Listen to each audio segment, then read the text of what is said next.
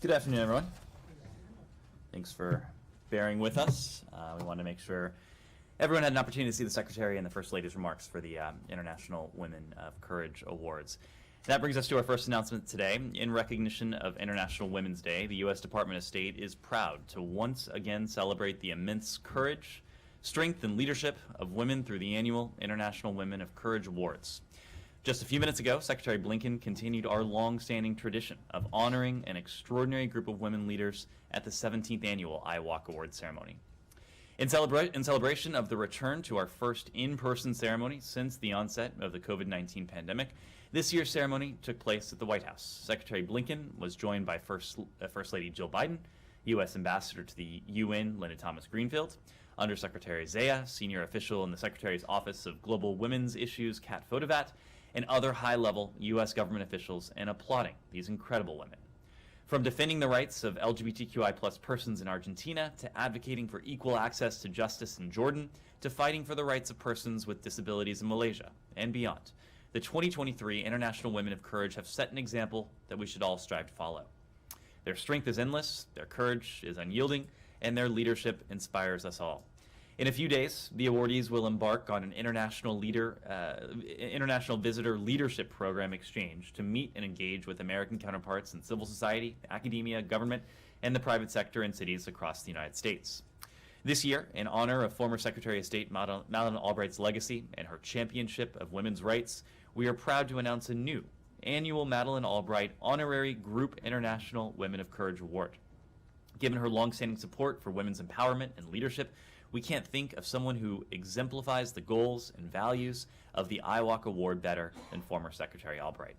This honorary group award provides us the opportunity to recognize the courage and leadership of women who would not normally be able to be feasibly or safely recognized with an individual IWOC award.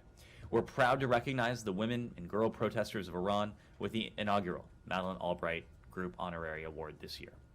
We know that countries that empower women and girls to be safe and meaningful participants in social, political, and economic life are more just, they're more peaceful and prosperous. It is a great privilege for the United States to recognize our IWOC awardees for their efforts to advance human rights and highlight the contributions of all women working for a better future. We remain deeply committed to advancing gender equity and equality at home and around the world as a central foreign policy and national security priority. For more information and updates on the 2023 International Women of Courage, we encourage you to follow the hashtags Women of Courage and IWOC 2023 on social media. Next and finally, the Black Sea Grain Initiative is a vital tool to combat global food insecurity and stabilize food prices. The United States strongly supports the efforts of Secretary General Guterres in partnership with Turkey to bring Ukrainian and Russian grain to world markets. We echo the Secretary General's call from Kyiv today for the initiative to be extended and expanded before March 18th, and we agree that the initiative should enable the greatest possible use of Black Sea export infrastructure. Since August of last year, more than 23 million metric tons of grains and oilseeds have shipped through the humanitarian corridor created by this initiative. This includes over 4 million metric tons of wheat that have gone directly to developing countries, the equivalent of about 8 billion loaves of bread. The initiative facilitated 16 ships from the World Food Program with grain destined for places in the world facing the most dire food security crises, like Yemen, Ethiopia, Somalia, and Afghanistan. Before the Black Sea Grain Initiative, when Russia was blocking Ukraine's food exports, prices of wheat and fertilizer spiked nearly 30%, a price shock that disproportionately affected vulnerable people worldwide. The Black Sea Grain Initiative has been successful in keeping the prices down, the grain flowing, and millions of food insecure people in the developing world have been saved from acute food insecurity. The bottom line is that the world needs Ukrainian grain, and we are all better off when Ukrainian grain gets to world markets. With that, happy to take your questions. Right. Thanks, Ned. Sorry I missed the very top, so I don't know what you were talking about then. Was it your departure? No, we were talking about the International Women of Courage Award, yes. Oh, okay, all right. Something far more important. Far more important, yes. Personnel matters. Well, anyway, on the subject of personnel matters, let me just say, and I'll let Sean speak for the association, but just on a personal note, I wanted to say thank you for your time up here. I'll have more to say, and there'll be proper, I'm sure, time for a proper send-off / roast with perhaps a couple of surprises on the occasion of your final briefing from the podium. But anyway. You're making me nervous hearing about this, but I appreciate the sentiment. Well, thank you. Anyway, let's start for right now with, I'm very curious about this flurry of reports, both here and in Germany, over the Nord Stream 2 sabotage. And these, what appear to be more than just suggestions and fanciful speculation that Ukraine or pro-Ukrainian groups, Ukrainian partisans were responsible. And I'm just wondering what you make of all this, particularly in light of a report, one specific report that I think remains unmatched by anyone, that the U.S. was actually responsible for this. So Matt, I'm glad you posed the question, because I want to be very clear about this. First, importantly, we're not in a position to confirm the report you're alluding to. The anonymous claim. Which? I'm referring to the report that came out yesterday. Oh, the reports that came out. But it was more than one. I mean, there's like 4 in Germany and at least 2 in the U.S. So saying it was, all signs suggest that Ukraine or Ukrainian partisans were. So as to all of those reports, I'm not in a position to confirm them. I want to be very clear about that.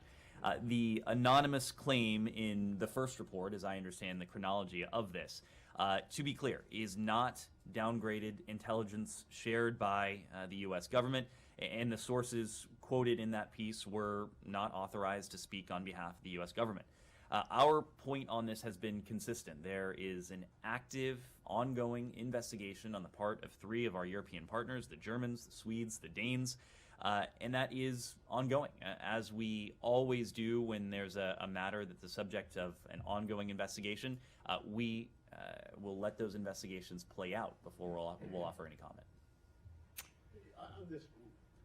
On this point, Sure. Great. But of course, first, I also want to give a shout out to you being there day after day, always being professional and courteous. Thank you and best of luck. Thank you. In your coming endeavors. On this point, but you certainly have suspects. I mean, you suspect someone is behind this sabotage, correct? I mean, do you suspect the Russians, for instance? Could the Russians have done something to their own pipeline or their own oil? Saeed, it is not productive or constructive for me to engage in speculation, certainly not from the podium, and certainly not when there are ongoing investigations.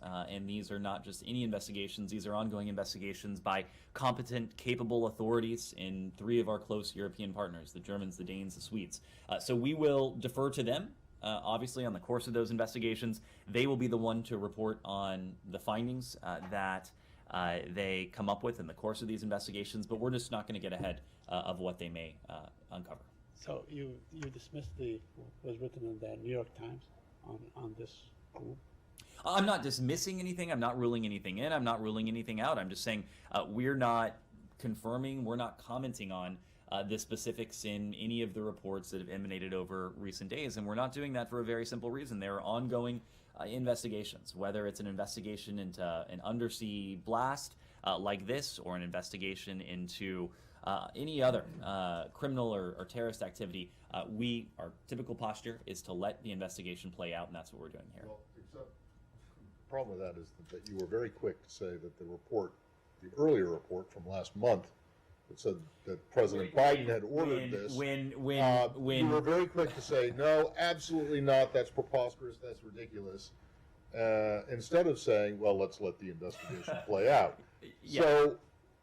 So what are we to think then? You were to think that the reports that the United States government had anything to do with the undersea blast against the Nord Stream pipelines is ridiculous. We can discount that out of hand. Well, but you can't say the same about the reports that it was a Ukraine or Ukrainian partisans who were behind because it, Matt, right? we can speak to our actions when it comes or actions that we did not take in this case. Yes, thank you.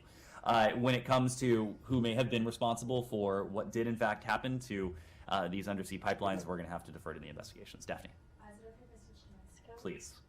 The Americans that were kidnapped by gunmen in Mexico, have the bodies of the 2 who died been repatriated? So Daphne, we're continuing to work very closely with our Mexican counterparts on this. We've asked Mexican officials to fulfill the family's wishes for the remains to be repatriated as expeditiously as possible. As of earlier today, that process was still underway. We know that our Mexican partners are working just as quickly as they can to finalize that process. Again, we express our deepest condolences to the families, to the loved ones of the 2 Americans who were killed in this violence. Our embassy in Mexico City, our consulate in Matamoros, have been working to support the families, to support their wishes, and working hand in glove with Mexican authorities and our U.S. government counterparts as well. And do you know if any of the 4 Americans had any previous trips or dealings with Mexico? I couldn't say, and that's not the sort of thing we typically would say from the podium.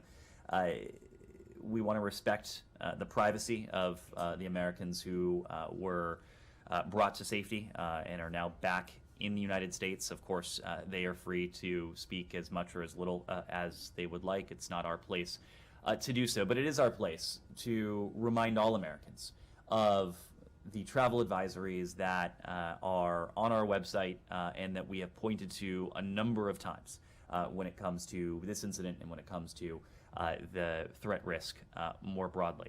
This is an area that we categorize as a level 4. We have a level 4 travel advisory, meaning that Americans should not travel to this particular Mexican state because it is dangerous.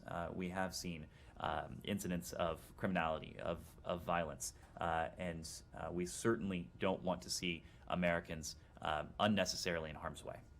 Have you gotten any additional information since yesterday on why you believe they were kidnapped and what happened? There is an active, and this goes back to the first topic we were discussing, there is an active investigation. Our Mexican counterparts are investigating. The FBI, of course, is involved because of the deaths and abduction of American citizens. So we're going to let that investigation play out. We won't be in a position to provide investigative updates because we want to see accountability rendered in this case. It is important to us that justice is done for the deaths of these 2 Americans, for the abduction of these 4 Americans, and we don't want to do or say anything that could stand in the way of that accountability. Sean. Thanks. First of all, I mean, not to have too many sayings on this, but just one word of appreciation, in particular, for restoring the daily briefings. We're here today because they've been restored, and it's important on behalf of the association. It's important that you've done that. Could I go to Taiwan? Sure. I know you asked about this yesterday, but Speaker McCarthy has said publicly that he's planning to meet President Tsai in California. I know, congressional decisions are for Congress or for the Speaker himself, but do you have any stance on whether this is a good idea, and particularly whether it's okay for President Tsai to come to the United States? This is a decision when it comes to Speaker McCarthy's travel that the Speaker himself will make, a decision that only the Speaker in his office can make. So, of course, we refer you to the Speaker's office for further information about his potential travel. I understand that his office has commented, he has confirmed this meeting, but we would refer you to him and to his office for the details. What I will say, and this gets to your question, that transits of the United States by high-level Taiwan officials are consistent with long-standing U.S. policy and with our unofficial and strong relations with Taiwan. President Tsai herself has transited the United States 6 times in the last 7 years. There has been absolutely no change to the U.S. One China policy. We remain committed to our longstanding One China policy, which has not changed. It is and has always been guided by the Taiwan Relations Act, the 3 U.S.-China joint communiques, and the 6 assurances. I noticed you used the word transit rather than visit. I know that's in the past been the case, but actually having a meeting in California, that's consistent with a transit by the Taiwanese president. Well, again, I would have to refer you to the Speaker for any additional details on what his plans may be, but the presence of in the United States of high-ranking Taiwanese officials, that is nothing new. It is not something that would break any new ground. It is entirely consistent with the status quo that's been dictated by our One China policy. Well, but I noticed that you dropped the standard line. Maybe this has been dropped before and I just missed it, but why is it that these transits are okay for the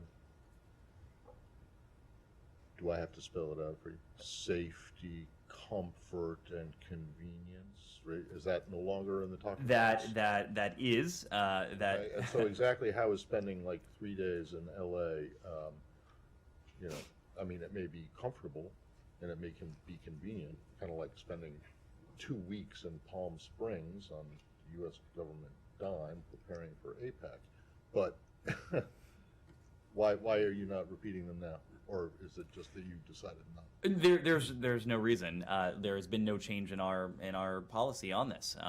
The transit of high-level Taiwan officials is consistent. It's been done before. It is a practice. I'm not saying it hasn't been done Right. before, but I mean, can you honestly say that having her, that allowing her to transit through LA and spend several days there is in keeping with the safety, comfort, and convenience line in the policy? I couldn't speak to President Tsai's travel plans. I can't speak specifically to Speaker McCarthy's travel plans. But what I can say is that this sort of transit is entirely consistent with our One China policy and the unofficial and strong relations we have with Taiwan. Okay, well, you know, if I was flying from the U.S. to China and decided to stop in L.A. for 3 days, I don't think the airline would say that that's transit, right? So, I don't know. I think something's got to change. If you're no longer using that, then those 3 words as the buzzwords for why Taiwanese officials are allowed to visit the U.S., then I'd just like to know why and when they were dropped. Matt, the core point here, despite those 3 words, is the status quo. This is consistent with the status quo. It's consistent with our One China policy. There hasn't been any change in the way in which we apply our One China policy. The types of things that we're discussing, and again, would have to refer you to the Speaker and to President Tsai for their particular plans, but they are entirely consistent with the unofficial and the strong relationship we have with But Taiwan. there are no plans, last one, there are no plans for any State Department officials to see her. I'm not aware of any such plans. Thank you. Just one more Taiwan.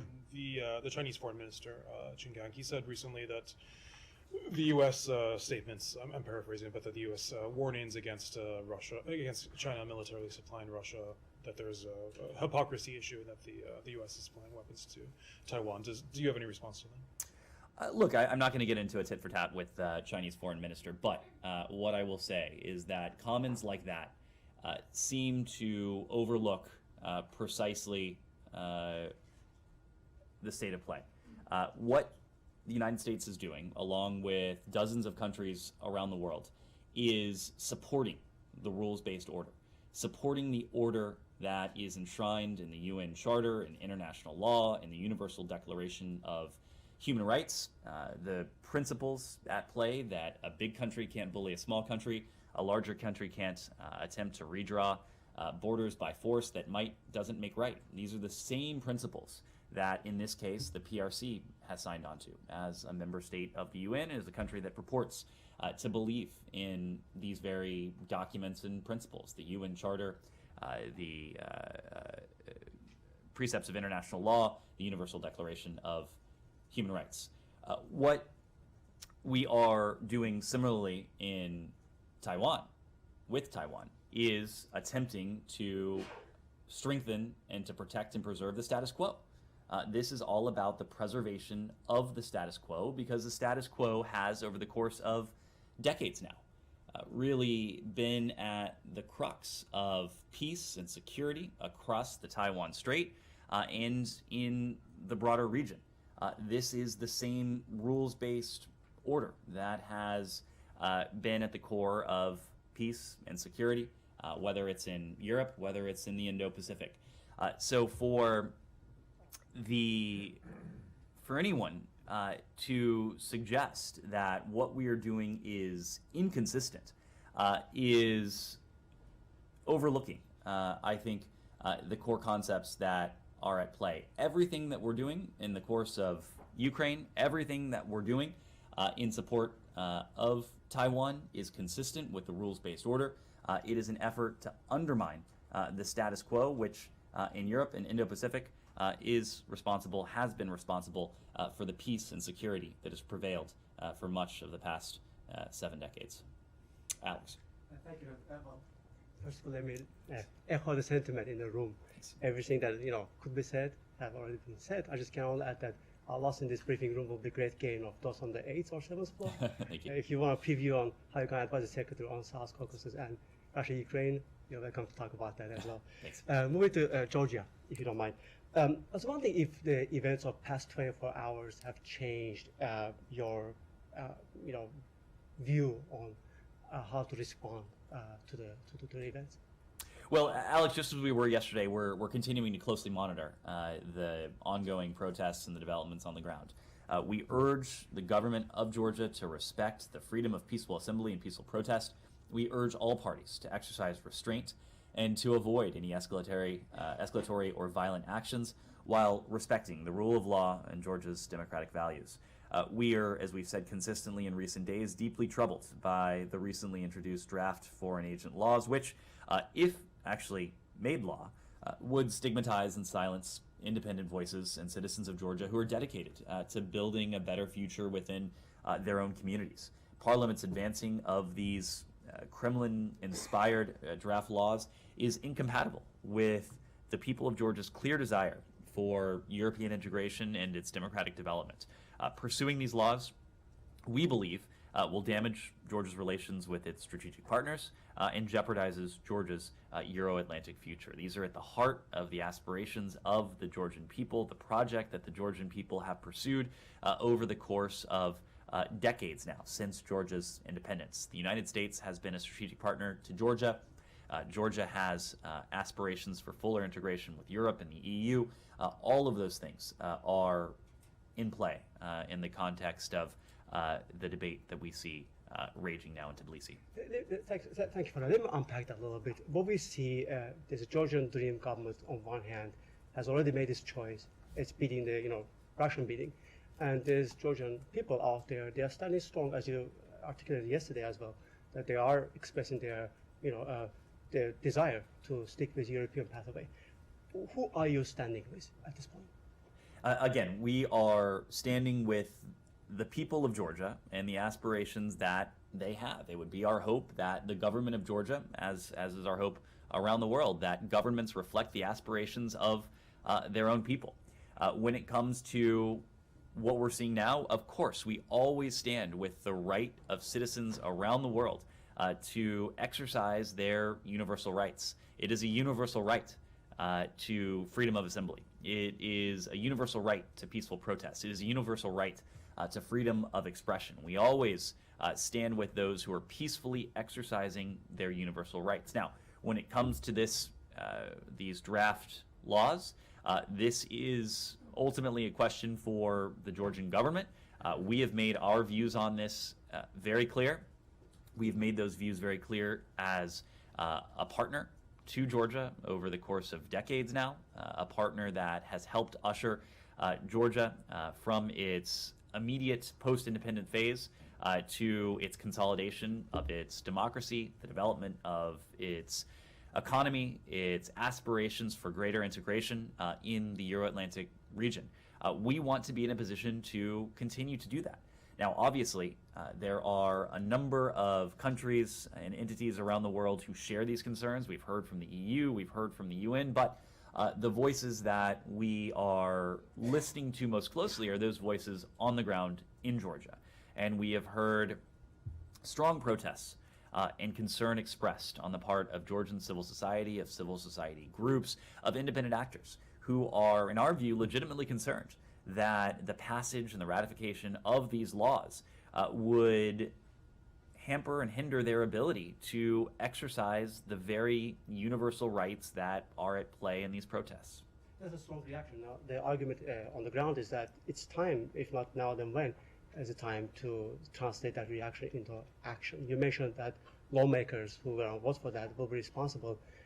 Isn't it better to hold them accountable beforehand, before they move to a second read, third reading, instead of waiting and seeing what's going to happen next?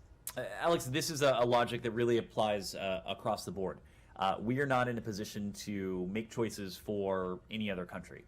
We are in a position to see to it that actors, countries, governments around the world make informed decisions, and that they are witting of the consequences of those decisions. We are concerned that the passage of this type of legislation would have consequences for our ability to continue to be the strategic partner that we have sought to be for Georgia and the people of Georgia over the course of decades now. The same would be true of, the same could be true, I should say, of the EU and others. But again, this is a matter before the Parliament.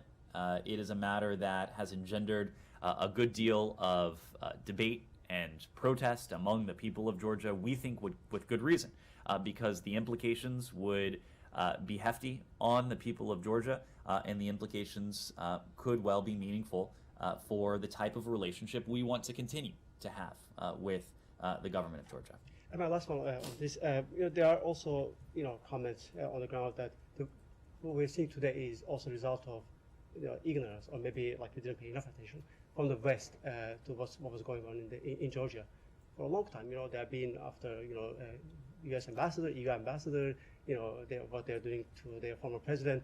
The criticism is that even today when we see this annual SET assessment report came out, there is no mentioning of Georgia at all. The criticism is that U.S. turned its blind eyes, and let this just slide, and that's the result of U.S. lack of U.S. attention in the region. Alex, I think it's hard to accept the premise of that when we've been talking about this very issue over the course of the past week. We've had a number of occasions before these foreign agent laws became a live subject in Georgia to talk about the strategic partnership that we have with Georgia. This is a project that the United States has been deeply engaged in over the course of decades now, since Georgia first declared its independence in 1991. We have been a partner along the way.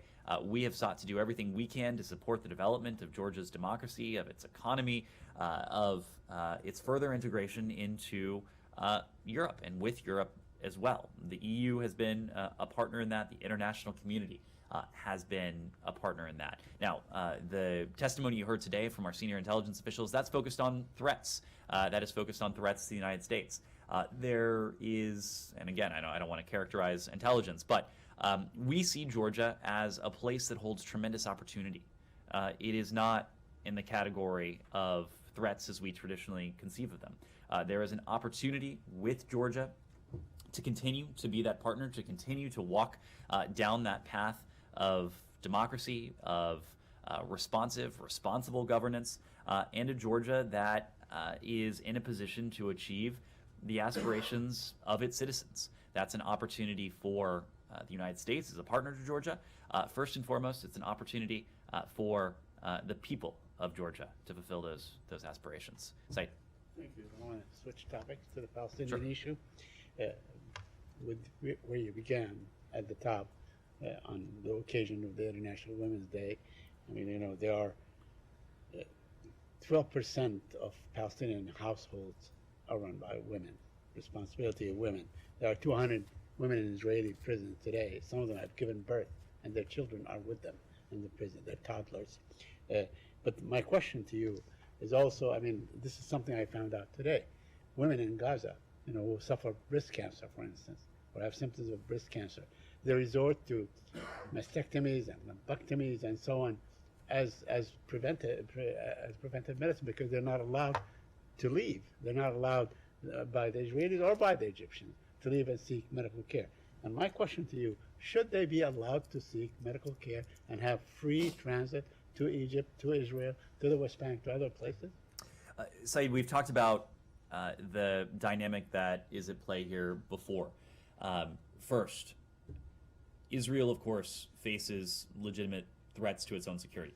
Some of those threats have no, I'm not saying that. Some of those threats, of course, have emanated from Gaza. Israel has the need to take measures to defend itself, to protect against the threats that it has far too frequently endured from Gaza. Now, you're raising a humanitarian issue. We think it is possible to take steps to mitigate the threat that Israel has faced from terrorists and militants in Gaza, while allowing for the humanitarian needs of the Palestinian people in Gaza to be fulfilled. This is something that we have focused on, and we have had discussions with Israel and with our counterparts in the Palestinian authorities and the Palestinian Authority about ways to fulfill that imperative of ensuring the humanitarian needs of the people of Gaza are met. For our part, we have provided a significant amount of humanitarian assistance, as you know.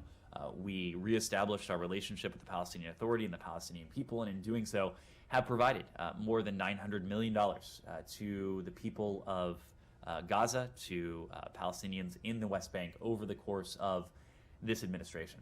We want to see those basic needs fulfilled. We want to see basic services, including food, water, electricity, medical care, to your question, accessible to the people, to the Palestinian people, including, of course, to the Palestinian people in Gaza. Now, at the same time, there's a governance dynamic in Gaza. And Gaza is, at least on a de facto basis, administered by a terrorist group that has shown no regard for the Palestinian people, at least nominally under their control. So that's a concern of ours. But taking all of this into account, we are looking for ways, as our Israeli partners are and our partners in the Palestinian Authority are as well, to fulfill those humanitarian needs, to take steps to ensure Israel's security, and to do so in a way that delivers benefits for the Palestinian people in Gaza. So, just two quick follow-ups on what you're saying. On the issue of the right to self-defense, Israel uses this, to escape, any kind of accountability. So should there be some sort of a limit on how, this right to self-defense is used by or utilized by Israel, whether it's excessive force, utilizing American weapons and so on? Or maybe the Palestinians ought to be protected by the UN Security Council under Chapter 7. I wonder if the United States would ever support such a thing? Saeed, the right to self-defense, it is written into international law. It is enshrined in the UN Charter. So, of course, Israel has that right. And unfortunately, far too often, there have been vivid demonstrations, brutal demonstrations of the need for Israel to exercise that right. Our goal is to see to it that Israelis and Palestinians enjoy equal measures of safety, of security, of stability, of democracy, prosperity, and dignity. And if we get to that end state, which, as you know, is not right around the corner, unfortunately, but that is an end state, equal measures of stability and security that would necessitate fewer of the measures that Israel has been forced to resort to, and would allow countries around the world to take additional steps to support the Palestinian people in all of their humanitarian needs. And lastly, I read an article in Responsible Statecraft. It says that should Biden's new arm transfer policy apply to Israel? And, because he tied a whole, series of human rights obligations before they could do that. Now, we know that every factory, every military equipment in Israel has basically been built by the Americans. Let's not go there. But Israel exports their weapons to countries that are well-known human rights abusers and so on. So should there be a connection between, sending so many arms and sending $4 billion a year in arms to Israel with its human rights records? So, Saeed, our conventional arms transfer policy, and we just rolled this out for the administration a couple weeks ago now, but it provides a framework for U.S. security cooperation worldwide for all countries. It applies to all countries, and of course, that includes Israel. Other countries' arms export policies are their own sovereign decisions. All security cooperation on our part is assessed on a case-by-case basis on its individual merits according to the criteria laid out in that conventional arms transfer policy, and we can provide you with a pretty exacting list of the criteria that we look at when we make these case-by-case decisions, looking at the merits of each particular case. Where Israel is concerned, that also includes our longstanding commitment to Israel's security and to its qualitative military edge, which is enshrined in law. We're committed to that. We're committed to our conventional arms transfer policy. We're committed to Israel's security and to pursuing all of these things responsibly as a partner to Israel. Yeah, go ahead. Stay on Israel, sure. Syrian state media reported yesterday that an Israeli airstrike knocked Aleppo airport out of service and forced the Syrian authorities to reroute flights carrying aid for people affected by the earthquake. Do you have any information on this? Can you confirm whether it was an Israeli airstrike? I can't speak to attribution, but we have seen these reports. I don't have any additional information I can share at this time. Or any information. Well, but let me Additional to what? let me say this. Let me say this. Again, without speaking to the details of this, we would be concerned about the effects of any prolonged closure on the flow of humanitarian aid into those in need. This is an airport that has been a landing point for humanitarian assistance to those who have been affected in Syria by this devastating earthquake. And that would be a concern of ours if there was a prolonged closure and a prolonged impediment to the flow of humanitarian assistance. What kind of message is there, to do this strike so, soon after the visit of the top American general to Syria? I'm not. What message is there? What are the Israelis are trying to say to you and to the rest of the world? Saeed, first, we're not speaking to attribution. Second, General Milley, of course, did not go to Aleppo. Well, he's in Syria, not that far away. Yeah, go ahead. Yeah. Good, thank you. If I could contribute to another round of appreciation for your hard work and professionalism, so thank you very much for Thanks that. very much. I got the exclusive article, it's about Nord Stream. I got the exclusive article of Das Erste, the German public broadcaster. And the original text says that German investigators have achieved a breakthrough and there are no concrete proofs at the moment, but the traces are leading to Ukraine. So as you can see, even the German public broadcaster, the pressure is a little bit building up. I just want some kind of clarification as to whether the United States has intelligence but is not going to discuss it until investigators have come to a conclusion, or you also, with the rest of the world, let's see what the investigators come up with. First, we, as a standard matter, don't discuss intelligence that remains classified. So I couldn't speak to that element of the question. Even if there's intelligence or not. I just can't speak to intelligence that we haven't been in a position to declassify. On the first part of your question, though, it's my understanding, correct me if I'm wrong, but it's my understanding that German authorities are not quoted by name in any of these articles, nor are Danish authorities, nor are Swedish authorities. In all countries, of course, there are leaks, the veracity of which will defer to you all to judge. But we are going to let these investigations play out. We are going to wait to hear from the investigators themselves, who presumably, when these investigations conclude, will speak on a named attributable basis to their findings. That's something that, of course, we would take seriously, but anonymous leaks around the world is not something we're just going to... It's my assumption that if the German investigators are leaking, or let's say speaking to the German public broadcaster, they must be speaking to you as well, right? Of course, we discuss with Germany a range of issues, but I'm just not going to speak to this particular issue with our German ally because there's an ongoing investigation. It is incumbent on our European partners who are capable, who are competent, in whom we have full faith and confidence to conduct these investigations on an impartial basis and to come to their own conclusions. We're going to wait for them to come to their own conclusions. Last question. Can the United States deny then that the traces are leading to Ukraine at the moment? We're not conducting these investigations. Our German allies, our Swedish partners, our Danish partners are as well. We are going to let those investigators speak for themselves. Yes?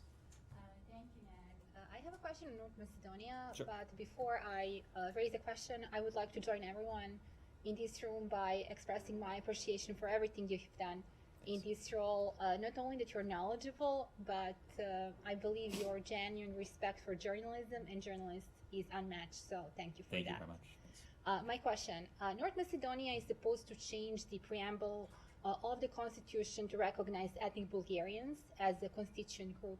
However, this didn't happen thus far. My question, in what way, if any, their Euro-Atlantic integration process could be affected, in maybe negative way perhaps, if they fail to implement that change to the preamble of the constitution and include ethnic Bulgarians? What is the US stance? Is there some way you can maybe help them achieve that? So what is the...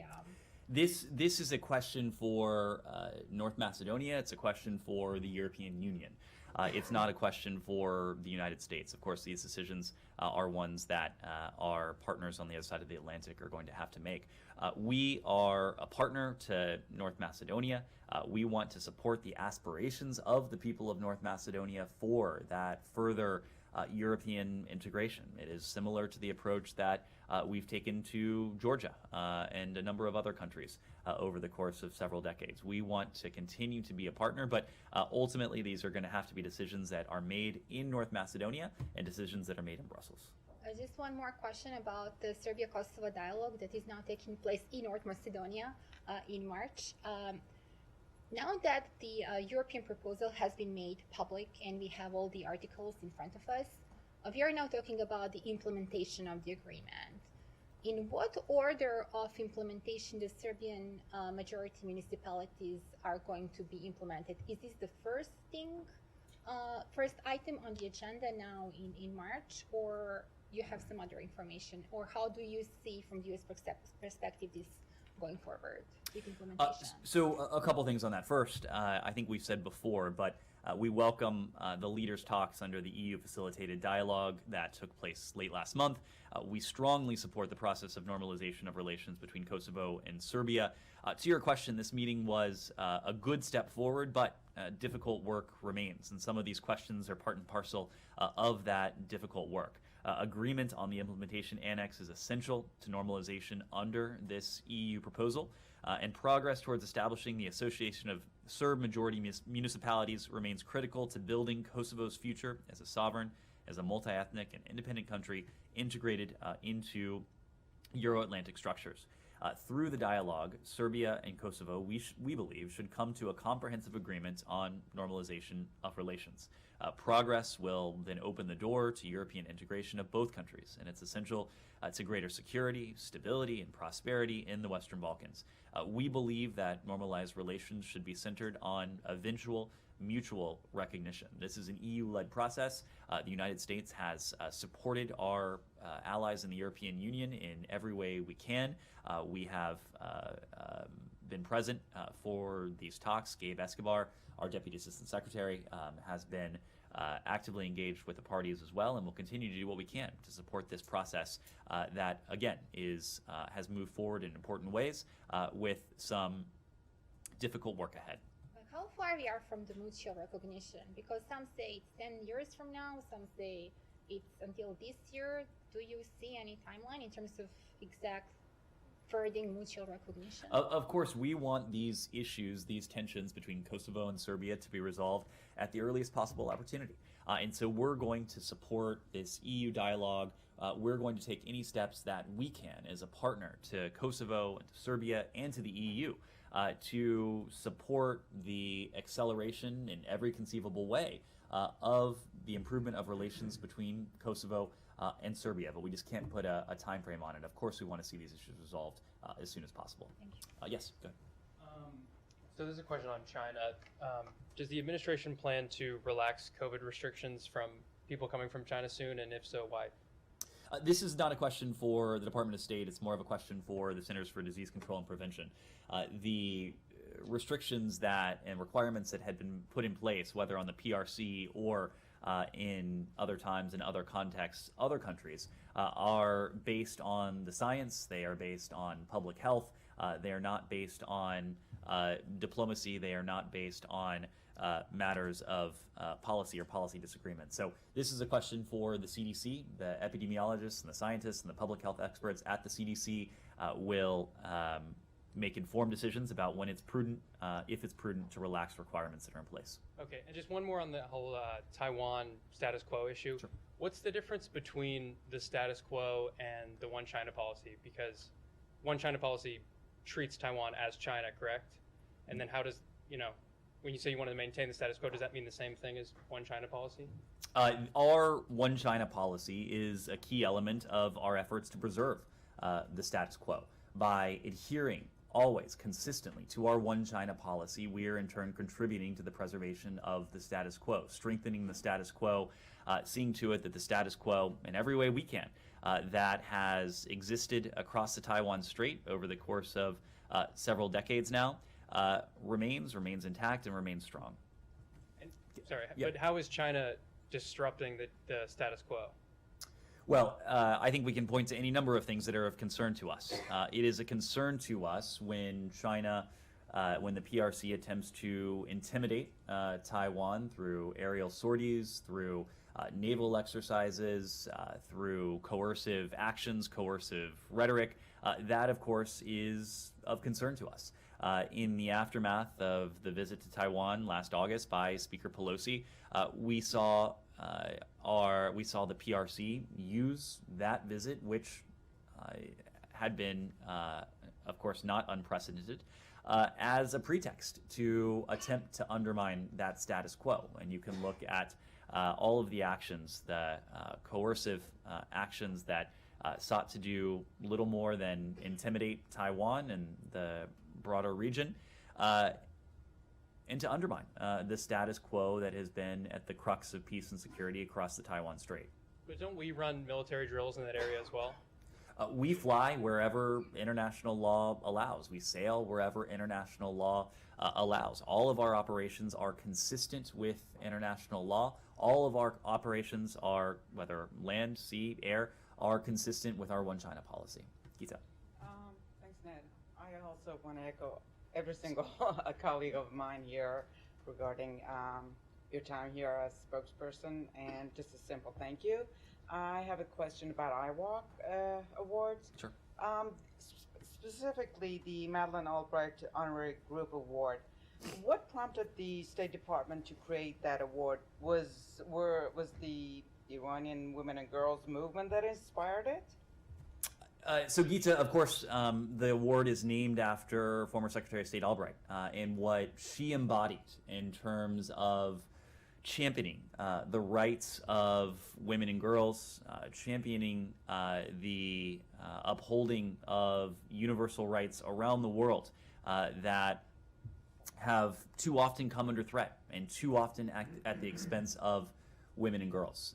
It was an effort to distill her core essence into a group award that could be provided every year to individuals who epitomize some of those very qualities, the qualities of strength, the qualities of courage, endurance, resilience, determination, that she put forward on the world stage, and so often that she put forward on the world stage in service of women and girls around the world. So over the course of the past 6 months, as we have witnessed the bravery, the determination, the resilience of the protesters in Iran, so many of whom are women, the leadership of this movement is in some ways dominated by women.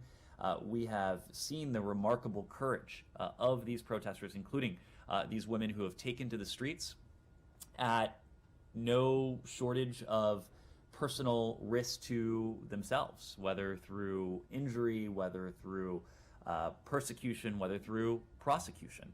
And too many of these brave protesters who were doing nothing more than exercising the universal right to peaceful assembly have unfortunately paid a price. They are in prison, they've been harassed, they've been injured. In too many cases, the regime has ended their lives prematurely for doing nothing more than exercising a right that is as universal to them as it is to women and girls here in this country. So it was only fitting that upon witnessing the bravery and determination of these protesters, including the many women and girls at the vanguard of this movement, that the first group award go to the protesters of Iran. Yes, go ahead. The U.S. Intelligence Threat Assessment report that was released today mentions Pakistan's long history of supporting anti-India terrorist groups. Now, the U.S. is having a counterterrorism dialogue with Pakistan, and Mr. Christopher Lambert was there recently. So, will the U.S. take up the issue of support by the Pakistani Army and ISI to terrorist groups like Lashkar-e-Taiba, active in Kashmir, and to Palestinian terrorist groups? So the U.S.-Pakistan counterterrorism dialogue, it provides an opportunity for the United States and Pakistan for the United States to convey our willingness to work with Pakistan to address terrorist threats and counter violent extremism. The threats that are in the region, the threats that have the potential to transcend the region as well. We have a shared interest in combating threats to regional security. The goal of a stable and secure South and Central Asia, free from terrorism, depends on the strength of, in large part, our partnership with Pakistan. The dialogue is a testament to our shared commitment to resilient security relationship and an opportunity for candid discussion on steps we can take together to counter all terrorist groups that threaten regional and global stability. The United States seeks to expand our partnership to address these challenges. Any group that threatens regional and global stability, of course, is a concern to us. It is something that we discuss in the context of this counterterrorism dialogue. I have one more. Okay, one more and then I'll go to you. So, while the issue of support by Pakistan of terror groups against India and its dangers are mentioned in the report, what are your views on some of these groups like Khalistani activists that are active in North America and which were responsible for the bombing of Air India in 1985? Is the U.S. keeping a watch on these activities of these groups? So we condemn terrorism in all of its forms. We condemn terrorism, we condemn violent extremism, we condemn all of those who resort to violence to achieve their ends, whether they are political or otherwise. There is never a justification to resort to violence, regardless of the motivation, regardless of the perpetrator. We take the threat of terrorism around the world, whether that's to regional peace and security or to our own security, extraordinarily seriously. Yes? Thank you, Aaron from VOA.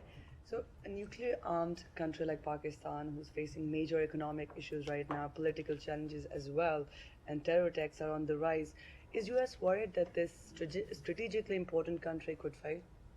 We are a partner to Pakistan. We have been there for Pakistan since its independence. We seek a stable, peaceful, and prosperous Pakistan. We know that the Pakistani people are facing tremendous hardship, including economic hardship. We continue to look for ways in which we can support the Pakistani people to rebuild and to deepen the economic partnership that has existed with the United States over the course of decades now. We are working with our Pakistani partners. Of course, Pakistan in turn is also working with international financial institutions, the IMF, to put itself on a sustainable growth path. But when it comes to economic challenges, when it comes to security challenges, when it comes to political challenges, the United States is ready and able to continue to be a partner to the people of Pakistan and to our Pakistani counterparts as well. Some circles in Pakistan are accusing that, because they're looking for and wanting an IMF deal, but they're saying that because of tensions between US, China, there is a possibility that US, the friendly influence that they have at the IMF, are not using, or could use, but is not using for Pakistan to help Pakistan, which is an ally country. Ultimately, it's going to have to be decisions on the part of our Pakistani counterparts to unlock this IMF funding. We encourage Pakistan to continue working with the IMF, especially on reforms that will improve Pakistan's business environment. We believe that doing so, and the IMF believes this, will make Pakistani business more competitive, will also help Pakistan attract high-quality investment. But more value than the potential investment dollars are the technologies, are the market connections and management systems that accompany foreign investment. They improve the competitiveness of partnering Pakistani firms, fueling economic growth that increases employment and household incomes. We believe that by continuing down this path and continuing to make the necessary decisions, economic decisions, that Pakistan can put itself with the support of the international community, of course with the support of the United States, on a path to sustainable growth. Last question about Women's March. Are you aware about the violence that took place in Pakistan during the Women's March and news of police being involved? Is US going to raise that issue with the allies in Pakistan, with Pakistan government? We are aware of reports about clashes in Lahore ahead of a planned rally by former Pakistani Prime Minister Imran Khan. We encourage all to exhibit restraint. We offer our condolences to the families of those who lost their lives and wish a speedy recovery to those who were injured in this. Are you going to talk to the government that they should uphold the democratic values that you share and the country share? It is a constant topic of discussion with our counterparts around the world, including in Pakistan. The importance of upholding the universal rights of citizens around the world, including the right to peaceful assembly. Thank you. Sure. As you probably saw, the Foreign Relations Committee, the Senate Foreign Relations Committee gave a green light finally to Mayor Garcetti, to be ambassador to India. Obviously, the administration supports that, I presume, but could you say a little bit about whether there's optimism about the Senate floor vote? Maybe you don't want to get into congressional moves, but more broadly, what it means to have a full ambassador in India after this 2-year gap? Well, we did see the action on the part of the Senate today. We heartily applaud that. Put simply, the United States needs a confirmed ambassador in India. Our team on the ground, including chargés who have served in the place of an ambassador, have done extraordinary work. But this is one of the most consequential bilateral relationships we have. When Secretary Blinken was in New Delhi last week, much of the breadth and the depth of that relationship was on full display. And our embassy staff, our Mission India, deserves to have a Senate-confirmed ambassador who is, again, with the consent of the Senate, a representative of not only the Secretary of State, but also the President of the United States. There is no other country around the world that would put itself in a position to have a vacancy open in a strategically important and valuable place like India for 2+ years now. We certainly hope that the action that the Senate took today foretells additional action. It would be in our interest, it would be in the interest of India, it would be in the interest of both of our people to have a confirmed ambassador in place, and we hope that Mayor and soon-to-be Ambassador Garcetti is able to take up that post before long. Yes, go ahead. Question.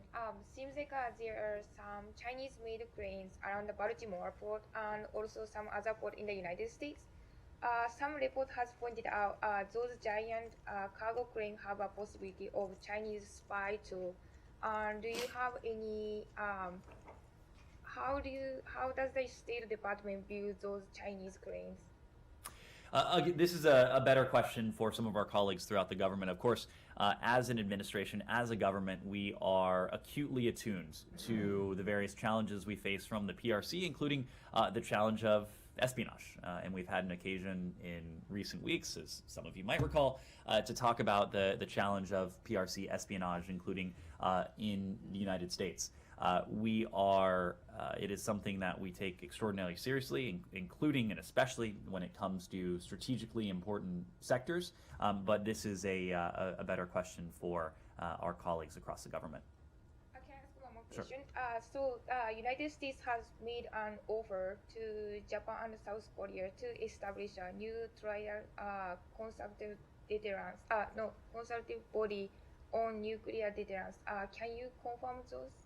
Our extended deterrence commitment to Japan and the ROK is ironclad. We have taken every opportunity we have to deepen and to make real, to ensure that we've made real the extended deterrence commitments that we have. We continue to work with the ROK, Japan, and other partners and allies to jointly strengthen deterrence and to work to limit the advancement of the DPRK's unlawful weapons programs. Yes, in the back.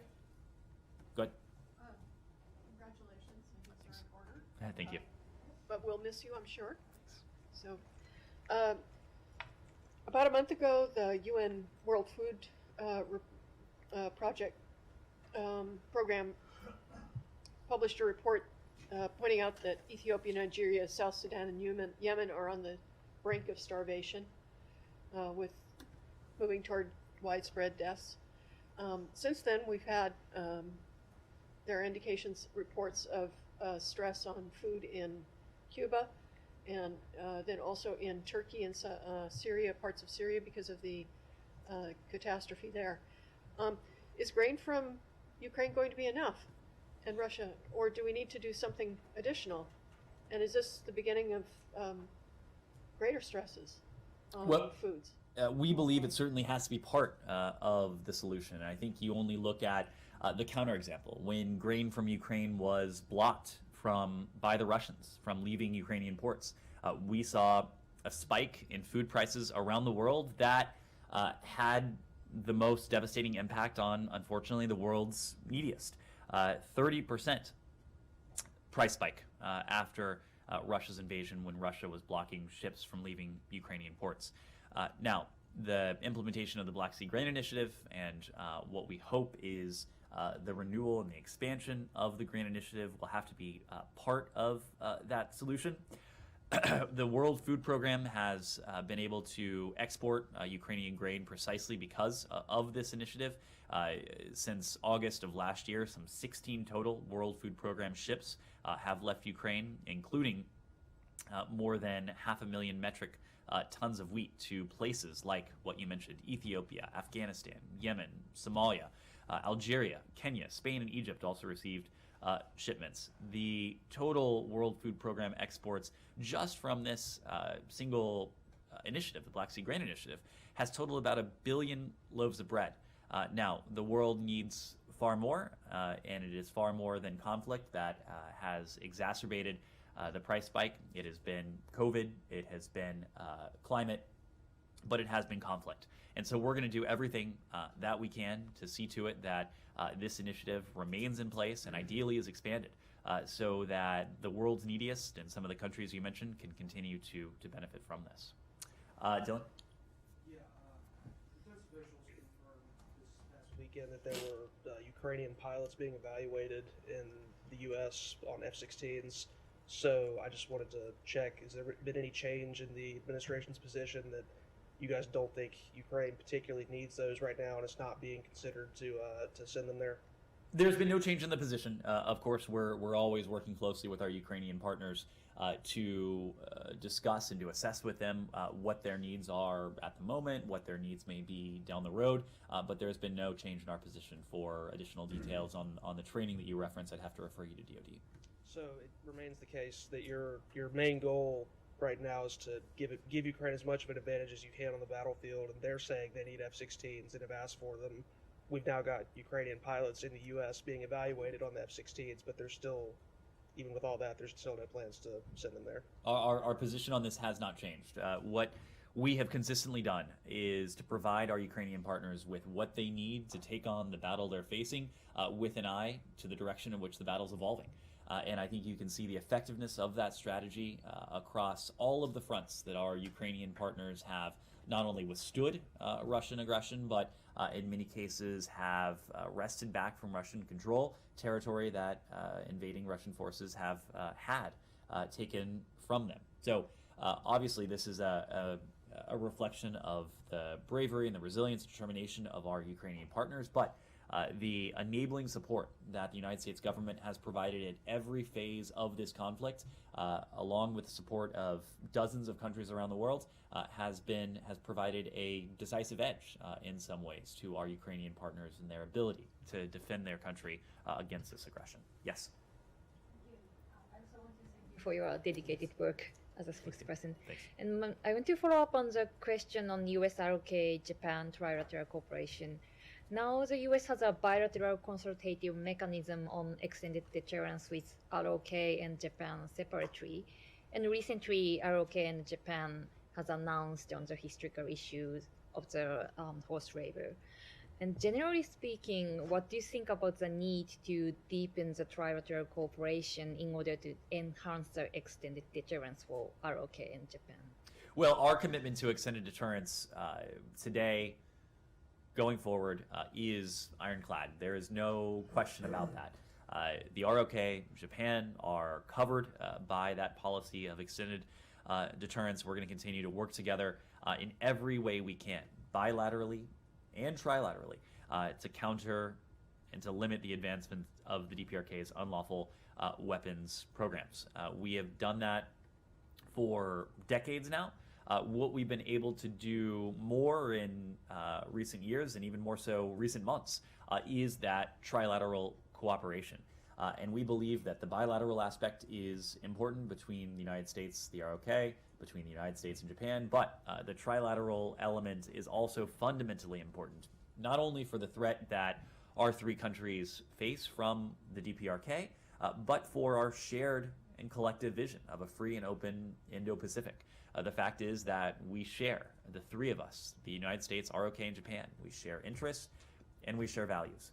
And so from the perspective of the United States, and increasingly what we're seeing from the perspective of our treaty allies, is the importance of a trilateral relationship that reflects those interests, that reflects those values, and is effective in protecting and promoting those values in the Indo-Pacific region and beyond. Sure. Uganda specifically. I'm wondering if you have any thoughts on this legislation that is perceived or widely seen as anti-LGBTQ, and also apparently the sponsor, or if not the prime sponsor of it, is currently representing Uganda at a UN Women's Commission meeting in New York, and if you have any thoughts about that. So broadly, Matt, I would say that we firmly oppose violence and discrimination against LGBTQI+ persons, and we urge governments everywhere to repeal laws that criminalize LGBTQI+ status or conduct, and we condemn laws that would undermine freedoms of speech, peaceful assembly, and association for LGBTQI+ human rights defenders and their allies. We condemn this any violence or discrimination targeting vulnerable populations, including LGBTQI+ persons, anywhere and everywhere. And governments must work to ensure that all individuals can freely enjoy human rights and fundamental freedoms to which they are universally entitled. We remain committed to supporting health, democracy, the rule of law, freedom of expression, and prosperity in Uganda, and we continue to engage with our government of Uganda counterparts on a wide range of issues, including those related to human rights to improve the lives of all Ugandans. Now, when it comes to the representative that you referred to, I'm not in a position to confirm that. The UN may be in a better position to speak to it. What I will say broadly, however, is that the issues that are at play on the Commission on the Status of Women are the very issues that are at play when it comes to the rights of all individuals, including vulnerable individuals, including those of LGBTQI+ persons. It is impossible to separate something like the rights of women from the rights of marginalized people around the world. These are universal rights. We uphold all of them everywhere at all times. Okay, but have you spoken specifically to the Ugandans about this piece of legislation? Because I get you speak in broad terms everywhere, and then Uganda, you say you talk about human rights. This is obviously a human rights issue, but have you specifically talked to the Ugandans about this piece of legislation? Look, we are going to do, and we're going to say from here what we think is most likely to benefit the populations that we're talking about. In this case, it is marginalized citizens of Uganda, including its LGBTQI. So someone has made a determination that calling the Ugandans out specifically on this piece of legislation will not help. We are going to do what is most helpful to those we're seeking to protect in Uganda and around the world. Ugandan law already criminalizes same-sex conduct. A bill that further targets LGBTQI+ persons would constitute a significant step backwards for the protection of human rights and would undermine life-saving programs to address, for example, HIV/AIDS. This is a point that we make around the world. It's what we believe in this case. Okay. That wasn't so hard to say, was it? Why couldn't you have said that at the very beginning? Very quick questions, and we'll wrap up. UN envoy in Afghanistan warned today that a Taliban administration crackdown on women's rights is likely to lead to a drop in aid and development funding in the country. Is the U.S. considering cutting funding? The UN has been at the forefront of these efforts. It was a number of weeks ago now that a senior UN official visited Kabul to make very clear to the Taliban that the draconian edict that they implemented on December 24th of last year would have consequences for the ability of the international community to provide the humanitarian assistance that the people of Afghanistan so desperately need. We are in close touch with the UN. We are in close touch with other allies and partners who have also provided humanitarian assistance to the people of Afghanistan over the course of many years now, and over the course especially of the past 18 months or so.